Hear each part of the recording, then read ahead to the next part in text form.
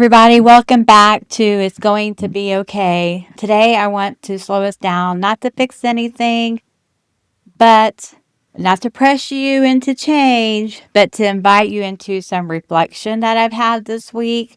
Because sometimes the most loving thing we can do for ourselves, especially when we're struggling with anxiety and depression or emotional overwhelm, is to pause long enough to ask, am I willing to listen?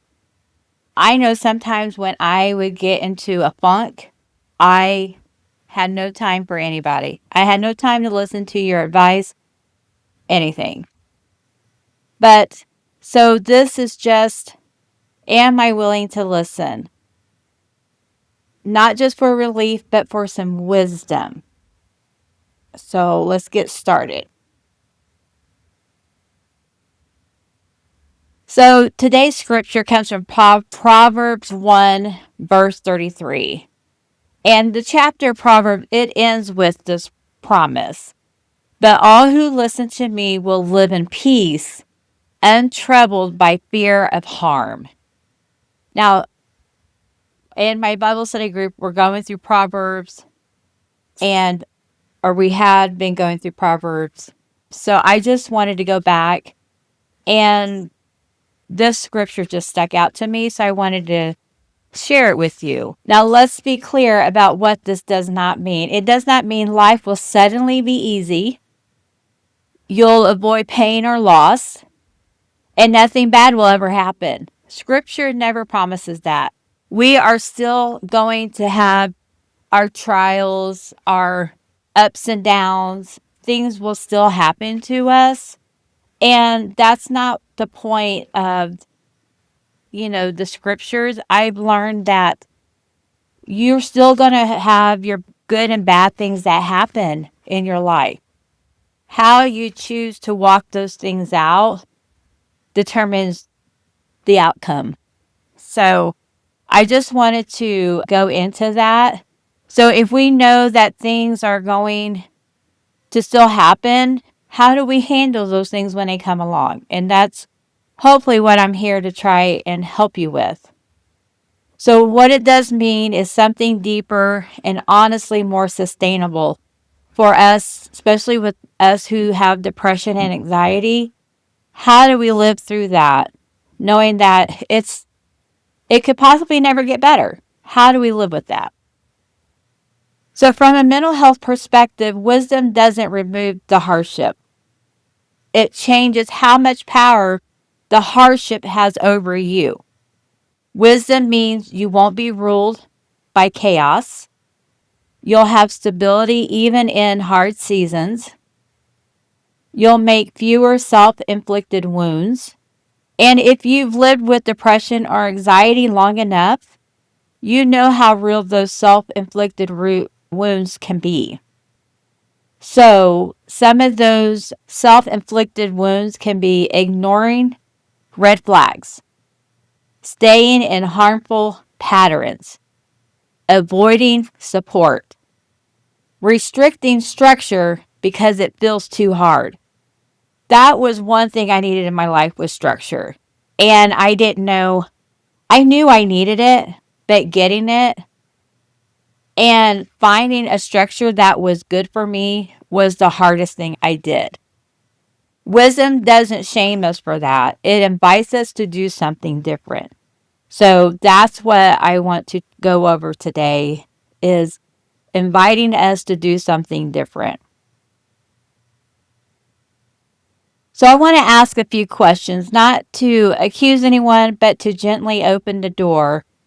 Where am I resisting corrections right now?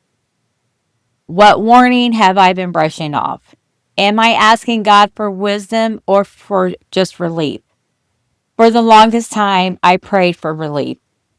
I just felt that was all I could handle. So I'm going to raise this up a little bit because I feel like I'm staring at my chin. That's a little better, maybe. There's nothing wrong with asking for relief. God cares about our pain. So there's been, just this past week, I've asked God for some financial relief because my husband's job has not been because of economic hardship with people and rising inflation rates and interest rates. With inflation and interest rates, people have not been able to refinance and do the traveling that they normally would do. So my husband's the where he works is very heavily influenced by vacationing and things like that. But relief without wisdom often puts us right back in the same cycle. So we're just asking for the same things. And we need to be in wisdom when we talk to God or ask for things from God. If any of you lack wisdom, you should ask God, who gives generously to all without finding fault. James 1:5. There's been a lot of times I've not had wisdom. So that's something new that I have been working on, is asking God for wisdom in my life, in the things that I do, things that I say. And trust me, where am I resisting corrections right now is the things that I say in casual conversation. Since I've noticed, since I've not been on medication, that I'm very free with my words and I have to rein myself back in. So that is something that I've had to be working on. I haven't had that problem in a long time. So wisdom often shows up as boundaries. So yeah, I need boundary with my words. Boundaries with your time, your energy, your relationships, even your own thoughts. And for those of us who deal with depression, boundary with our own thoughts. How do you control your thoughts? Hold on here. My son. There's a scripture, Philippians 4:7-9. It's one of my like basic foundational scriptures. Whatever you think on these things. And then it lists out the things that you should think on. Now, if you're someone who struggles with your thoughts, you need to be reading those scriptures daily because they will help you. If you have negative thoughts, you find that scripture and you read it. I'm not kidding you. That will help you. Proverbs reminds us that above all else, guard your heart, for everything you do flows from it. So what's in your heart comes out in your actions, your voice or your words, everything. So from a mental health standpoint, guarding your heart might look like saying no when you're depleted, stepping back from people who destabilize you or who makes you wonky, creating routines that ground you. When I was starting to create routines, I would create a routine and then I would realize that routine wasn't really beneficial. So I discarded that or revised it. And then I would pick up something that was helpful for me.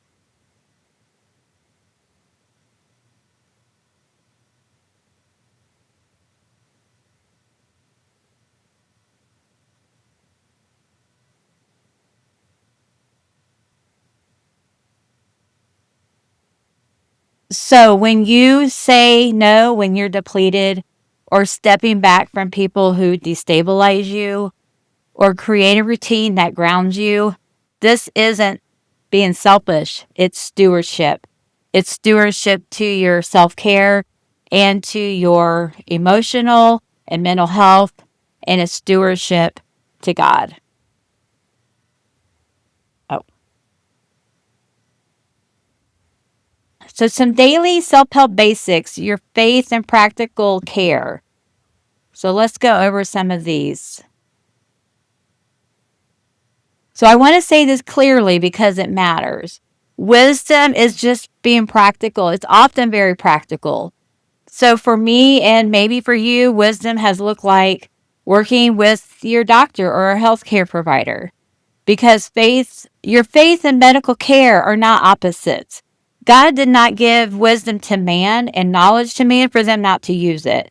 So your doctor has the knowledge that you would need to help you. And so I encourage you to work with your doctor. You take your medication when needed. So it's not a failure, but it's a tool. And so Proverbs 22:3 says, the prudent see danger and take refuge. So you're going to take refuge in that daily self-care habit of taking your medication and working with your doctor. Another thing that helped me was journaling. So journaling slowed down my thoughts and names what really is happening inside. Now, when I first started journaling, I had so much trouble focusing and putting into words how I was feeling because there were just so many feelings.